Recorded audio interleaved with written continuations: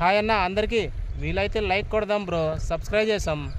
మహా అయితే పోయేది ఏముంది, రైతన్నకి హెల్ప్ చేసినట్టు అవుతాం. ఇదిగో ఫ్రెండ్స్, రాయలసీమ రైతులు బాగా చూడండి. ఈ బోర్ కోసం మన రైతు చచ్చిపోయేది. ఈ బోర్లు నీళ్ళు పడకపోతే లక్షల అప్పులు చేసి ఆ అప్పు వడ్డీకి తెచ్చి తీర్చలేక పురుగుల మంది తాగజేస్తాడు. కరెక్టే. అదేంటి ఇప్పుడు గవర్నమెంట్ వాళ్ళు కూడా 20,000 ఇస్తున్నాం, 10,000 ఇస్తున్నాం, 2,000 ఇస్తున్నాం అంటారు కదా.